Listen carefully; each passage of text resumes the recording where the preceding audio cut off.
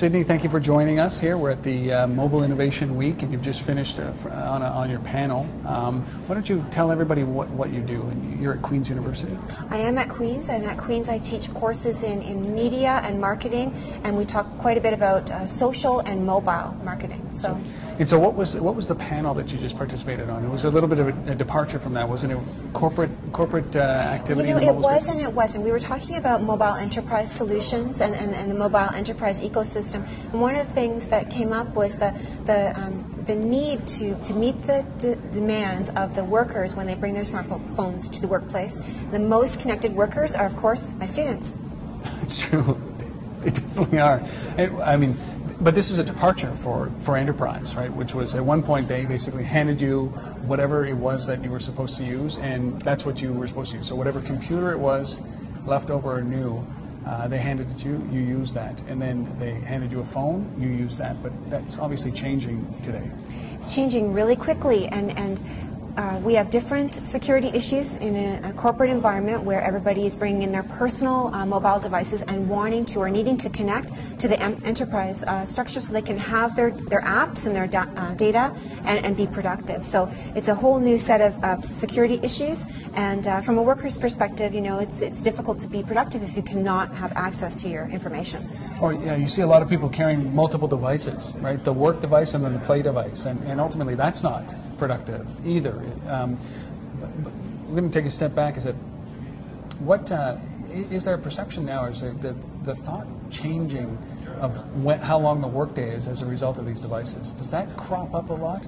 It sure is. When we have these mobile devices and we have them in our briefcases and in our pockets and in our purses, then they inevitably extend our expectations of availability for each other, as well as availability of data, which we were just talking about. Yeah. And certainly all the boundaries get blurred between professional and personal time, and the workday can be extended, you know, well into the evening, to the point where if we look at surveys, we see that, you know, 75% of smartphone users are sleeping with their phone. And we will say that's because, you know, it's my alarm, but I think that, you know, more accurately, we are working very long hours. So I'm going to take a little bit of a detour around this, because you said something that struck me, is that people taking their phone to their bed with them or to sleep with them, quite literally, it's next to them all the time. Is that, what we're seeing here is almost an addiction to this kind of stuff, where it's, you don't need to.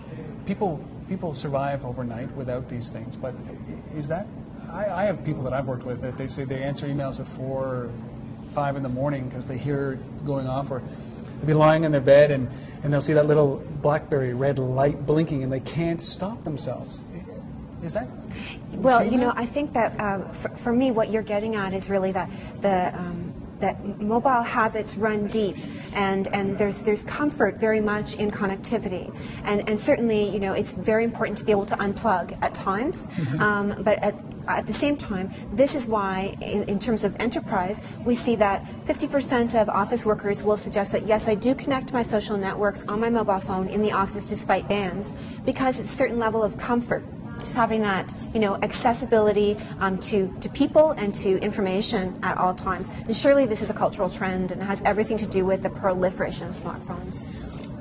I could continue down that path. I want to bring it back down to the enterprise, because it's also fascinating, because these mobile devices, not only you're consumer-led, so, you know, workers are coming into the office saying, I want this connected. They're also saying, now that it's connected, I want my work information, I want the data that I need to use to be able to interact on this device.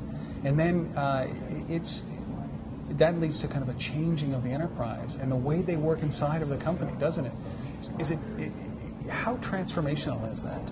Enormously. I mean, they suggest that, you know, mobile phones are truly disruptive technologies, that they're really changing the way we work, and also the nature of work networks or professional networks in the organization.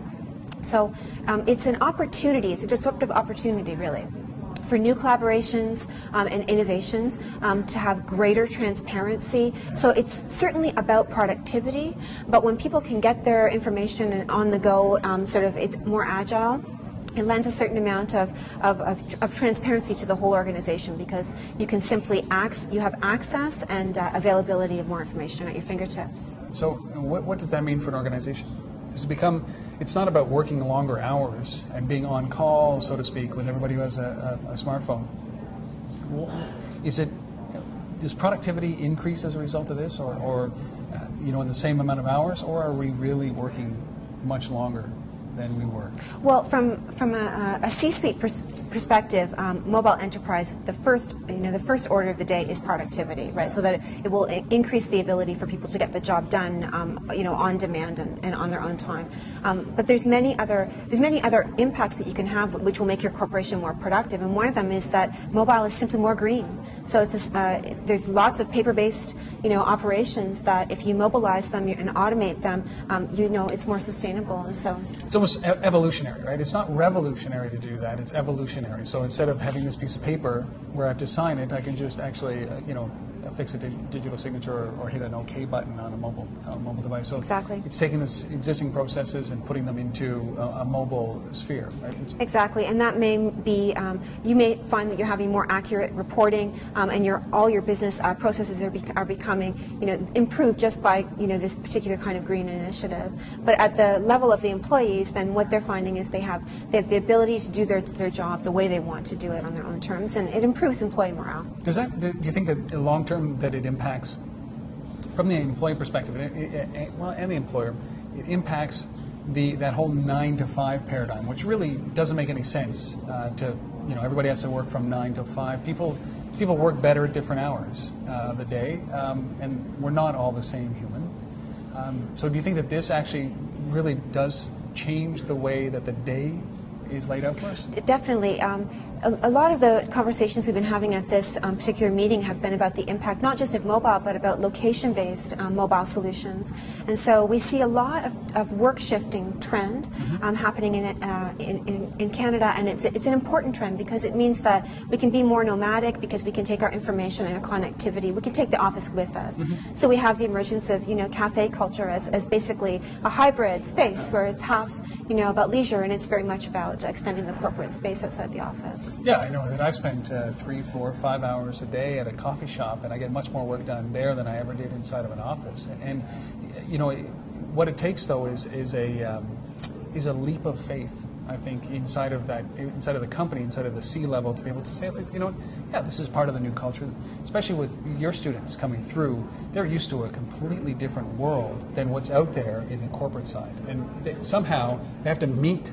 Or what happens if they don't? Like, what happens to this group of grads that are used to time shifting, used to working on their own schedule, working at their own time, when they hit this, brute force of, corporate life? If there's no middle ground. Well, what happens to Generation Y when they're hired by a corporation that's not taking mobile and social technology and media seriously is that they simply do not stay, right? So that if you want to attract the best talent and you want to retain that talent, you want to manage them adequately, then we need to be thinking about mobile and social solutions and as part of that onboarding process and as part of the corporation, not just something that we do on the side. So for sure, those expectations of mobility, location-based information, always on, access to each other and to information, it really does make a difference in terms of what company you're working for. And it can't be just literally ICQ or SMS. It has to be that whole immersive environment. And in order for these students or the new grads to really embrace the new corporate life, do you think that happens quickly? Like, are we seeing the turn? Certainly, I think that if mobile is social, and so if we enable, mobile connectivity in the workplace, then we see that Generation Y or millennial workers are able to learn from their peers. They're able to access information horizontally. They're able to access their personal networks, on other social media sites, and so it impacts their own personal development. Just the simple step of enabling mobile and connectivity in the office definitely gives the entire workforce a professional boost. Any negatives to this? I mean, the greatest part about an office environment, especially like the same office hours, is that you bring a team together. That team works together. That team does things together. Water cooler talk. They sit down and have lunch. They exchange ideas. Does that get lost in this, or does it get enhanced Do we become more efficient at it? Yeah, I think mobile definitely amplifies that kind of water cooler connectivity and corporate culture that you're talking about. So that when we get together face to face, the kinds of collaborations that we can have and make together are much more deep and profound and productive because we've been able to have access to each other and to each other's ideas and to each other's projects when we're not face to face. And that's kind of like on a consistent basis, right? I mean, RIM always used to say their advertisements were, you know, we save you, whatever, just 20 hours a week of time because of the device. I don't think it's that many hours, but it's certainly significant. I think it was 4 or 5 hours a week. Because instead of landing on a Monday, Mondays used to be that terrible day where you'd land on a Monday to be in the office and your inbox would be overflowing and it would be a day to catch up from a weekend. But now it's kind of a consistent. Mondays aren't that bad anymore. It's because you're responding throughout the week and on the weekends. Whether that's good or bad, Mondays are now not as stressful. So, is that what we were to expect in the enterprise? It's just a constant hum with an ability to shut off sometimes, but really that constant hum so that we don't get backed up, we don't get behind in our emails.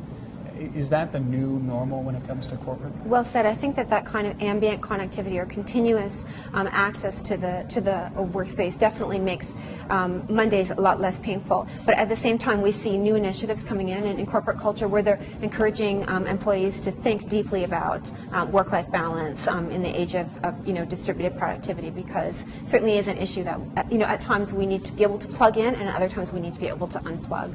That's a good way to end this. Sydney, thank you so much. Oh, my pleasure. Really, really appreciate you doing that.